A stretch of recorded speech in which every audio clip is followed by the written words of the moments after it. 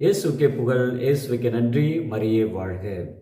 இரக்கமும் எதிர்நோக்கும் யூபிலி 2025 எதிர்நோக்கில் இணைந்து பயணிப்போம். தவக்கால தியான உரை நாள் 1. மனிதனே மண்ணாக இருக்கிறாய், மன்னிப்பு இரக்கம் பெற்று மண்ணிற்கு செல்வாய். அன்பு இறைமக்களே, ஒரு அற்புதமான தலைப்பு இன்றைய நாளிலே தியான உரையாக நாம் பெற்றிருக்கின்றோம். மனிதனே, நீ மண்ணாக இருக்கிறாய், மண்ணிலிருந்து இறைவன் உன்னை படைத்தாய். மீண்டும் நீ விண்ணிற்கு புனிதனாக செல்வதற்கு மன்னிப்பு இரக்கத்தை பெற்று மன்னிப்பை பெற்று அந்த மண்ணிற்கு அந்த இறை விண்ணிற்கு செல்வாய் என்ற அழைப்பினை இந்த தவக்காலத்தின் திருநெற்று புதனுக்கு அழைப்பு கொடுக்கப்படுகின்றது.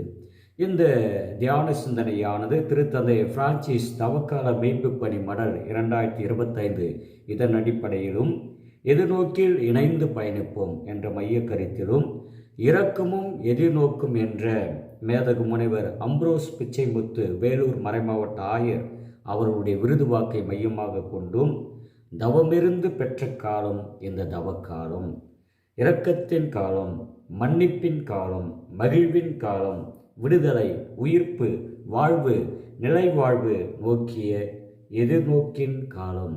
இந்த அருமையான தவக்காலத்தை இன்றைய நாளிலே நாம் தியானிக்க இருக்கின்றோம். முதலாவதாக இன்றைய மைய கருத்து, இறைவனுடைய இரக்கத்தை பெற்றுக்கொண்டு நீ இந்த உலகில் இறந்து மடிந்து நிலைவாழ்வை நோக்கி எதிர்நோக்கின் பயணத்தை மேற்கொள். அப்படி என்று பார்க்கும் பொழுது இன்றைய திருப்பாடல் 51 முதல் 15 குறிப்பாக பல்லவி, ஆண்டவரே இரக்கமாயிரும் ஏனெனில் நாங்கள் பாவம் செய்தோம். இந்த பல்லவியை நாம் நன்றாக தியானிக்கும் பொழுது, ஆண்டவரே நாங்கள் பாவம் செய்தோம் ஏனெனில் இரக்கமாயிரும் என்பதற்கு பதிலாக ஆண்டவரே இரக்கமாயிரும் ஏனெனில் நாங்கள் பாவம் செய்தோம். அப்படி என்றால் முதலில் வருவது கடவுளுடைய இரக்கம். கடவுளுடைய இரக்கத்தினால் மட்டுமே ஒரு பாவி தான் மனம் மாறுவதற்குரிய அந்த உந்து சக்தி பெற்றுக்கொள்கிறார். எனவே பாவமா கடவுளுடைய இரக்கமா என்ற போட்டி வரும்பொழுது முதல் இடத்தை பெறுவது கடவுளுடைய பேரிரக்கம்.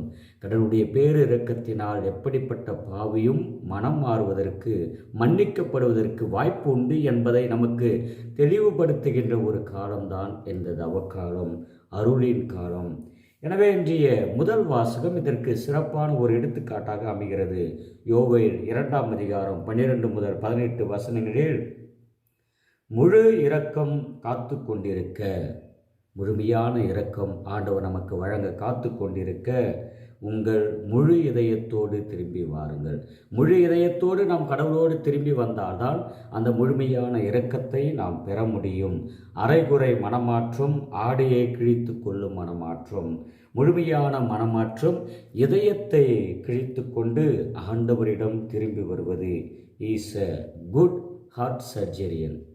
கடவுள் நம்முடைய இதயத்தை கிழித்து குணப்படுத்துகின்ற ஒரு நல்ல மருத்துவராக இருக்கின்றார். மண்டை உடைஞ்சா மருத்துவரை நாடுவது போல ஹார்ட் உடைஞ்சா ஆண்டவரை நாட வேண்டும். பாவத்தினால் நம்முடைய இதயம் உடையப்படும் பொழுது அல்லது உடைக்கப்படும் பொழுது ஆண்டவரிடம் நாம் செல்ல வேண்டும். ஏனென்றால் எதற்கு நாம் ஆண்டவரிடம் செல்ல வேண்டும்? ஏனென்றால் நம் ஆண்டவர் உன்னையும் என்னையும் படைத்த இறைவன் அருள் நிறைந்தவர், இரக்கம் நிறைந்தவர், நீடிய பொறுமையுள்ளவர், பேரன்பு மிக்கவர். இத்தகைய ஆசீர்வாதம் மிக்க இறைவனை, அப்படிப்பட்டவரிடம் உங்கள் பாவங்களுக்காக சிறியோர் முதல் பெரியோர் வரை புனிதமான உண்ணா நோன்பிருந்து மன்றாடுங்கள் என்று யோவேல் நாம் புத்தகத்திலே வாசிக்கின்றோம். இங்க மக்கள் மட்டும் ஜெபிக்க அல்லது மனம் மாற அல்லது பாவத்திற்காக மனம் வருந்த அல்லது கடவுளுடைய இரக்கத்தை நாட அழைக்கப்படவில்லை. மாறாக மக்களின் தலைவர்கள், மக்களின் வழிகாட்டிகளான குருக்கள் கோவில் மண்டபத்திற்கும் பலிபீடத்திற்கும் இடையே நின்று கோவிலுக்கு சென்று அவர்கள் எப்படி ஜெபிக்க வேண்டும், அழுத வண்ணம் குருக்கள் அழ வேண்டும், ஆயன் அழ வேண்டும், குருக்கள் தங்களுடைய மக்களுக்காக அழ வேண்டும். என்ன சொல்லி அழ வேண்டும்? ஆண்டவரே உங்கள் மக்கள் மீது இரக்கம் கொள்ளும். மக்களுடைய பாவத்திற்காக கடவுள் இரக்கம் கொண்டு மன்னிக்க வேண்டும் என்று ஒவ்வொரு குருவும் அழுது ஜெபிக்க வேண்டும்.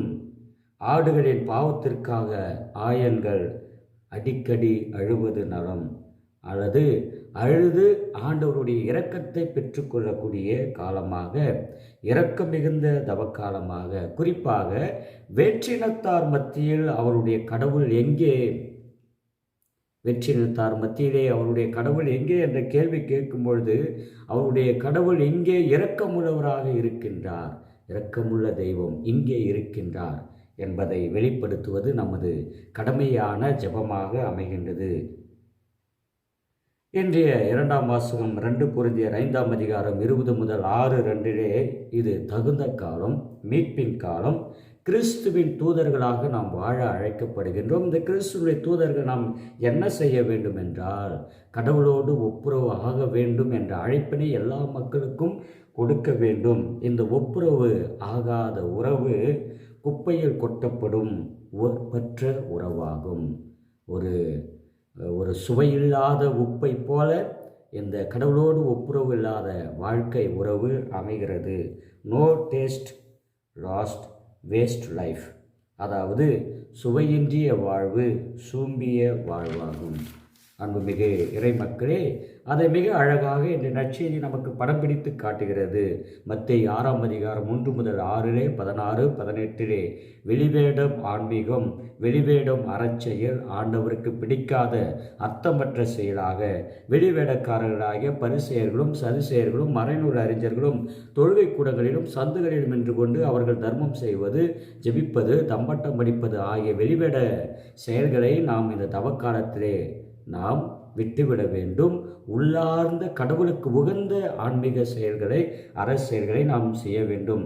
தம்பட்டம் அடிக்காத தர்மம், இடக்கை தருவது வலக்கைக்கு தெரியாத உதவி செய்கின்ற இறைக்கரம், கதவை அடைத்து கொண்டு உன்னுடைய வீட்டினுடைய அல்லது அறையினுடைய கதவை அடைத்து கொண்டு இதய கதவை திறந்து ஜெபிக்கின்ற அந்த உண்மையான ஜெபம், வெளிப்புற மாற்றம், வெற்று மாற்றம், உட்புற மாற்றம், உயர்நிலை மாற்றம், இரக்கநிலை மாற்றம், எதிர்நோக்கின் மாற்றம். எனவே இத்தகைய ஒரு சிந்தனையோடு நம்முடைய வாழ்வை நாம் அலசி ஆராய்ந்து பார்க்க அழைக்கின்றோம். வெளிவேடமற்ற இரக்கத்துடன் கூடிய எதிர்நோக்கில் இணைந்து பயணிக்க இந்த தவக்காலத்திலே நாம் அழைக்கப்படுகின்றோம். திருப்பயணம், இணைந்திருத்தல், எதிர்நோக்கு ஆகிய முக்கிய கூறுகளை தியானிக்க அழைக்கப்படுகின்றோம். கூட்டு இயக்கத்திற்கான மனமாற்றத்தின் அல்லது கூட்டு இயக்கத்திற்கான இந்த ஒரு சிறப்பு அழைப்பிலே இறுதி ஏடு குறிப்பாக முன்மொழிகிற கூட்டு இயக்க கூறுகளை வாழ்விலே நாம் பின்பற்ற அழைக்கப்படுகின்றோம். செவி மடுத்தல், ஆவியாரின் உரையாடுதல், தேர்ந்து தெளிதல், அனைவரையும் உள்ளடக்கிய வளர்ச்சி, வேற்றுமைகளை கொண்டாடுதல், கூட்டு உருவாக்கம் ஆகிய கூறுகளை நம்முடைய வாழ்க்கையில் பின்பற்ற வேண்டும். யூபிலி 2025க்கான கருத்தோவியத்தின் மையமாக இருக்கின்ற திருச்சிலுவையை சிலுவை பாதைகளின் வழியாக நாள்தோறும் சந்தித்து, சிந்தித்து, சிரமம் பார்ப்பாமல் சுமந்து செல்கின்ற பழக்கத்தை நாம் உருவாக்கி கொள்ள வேண்டும், வாழ்வாக்கி கொள்ள வேண்டும். எதிர்நோக்கு என்பது ஓர் இறையியல் மதிப்பீடு என்றால் மகிழ்ந்திருத்தல், காத்திருத்தல், அறிவித்தல். CC catechism of the Catholic Church 1817, 1821. நோன்பு, இறைவேண்டல், பிறரன்பு செயல்கள் செய்தல் தான் எதிர்நோக்கை நமக்குள் வளர்க்கின்றன. அனைவரும் உடன் பிறந்தோர் என்ற எண்ணம் நமக்குள் அதிகமாக இந்த தவக்காலத்திலே நிலை பெற வேண்டும். உச்சக்கட்ட இரக்கத்தை அனுபவிக்கின்ற ஒரு சக்தி இந்த நாளிலே நாம் பெற்றுக்கொள்கின்றோம். யூபிலி ஆண்டு 2025 எதிர்நோக்கின் திருப்பயணிகள், pilgrims of hope in his endless mercy. ஆண்டவருடைய இரக்கத்தை நாம் அதிகமாக இறைஞ்சுகின்ற ஒரு காலம். முடிவில்லா இரக்கத்தால் முடிவில்லா எதிர்நோக்கின் திருப்பயணிகளாக பயணிப்போம். இந்த பயண நேரத்திலே நீங்களும் நானும் நின்று கவனிக்க, மனிதனே நீ மண்ணாக இருக்கின்றாய், மனம் திரும்பி ஆண்டவரின் இரக்கம் பெற்று எதிர்நோக்குடன் நீ மண்ணிற்கு செல்வாய், விண்ணிற்கு செல்வாய். A little bit of mercy makes the world less cold and more just. Pope Francis. சிறிதளவு இறையிறக்கம் உலக அநீதியை குறைத்து நீதியை பெருகச் செய்கின்றன. ஆமென். தந்தை, மகன், தூய ஆவியானவர் நம் அனைவரையும் ஆசீர்வதிப்பார்.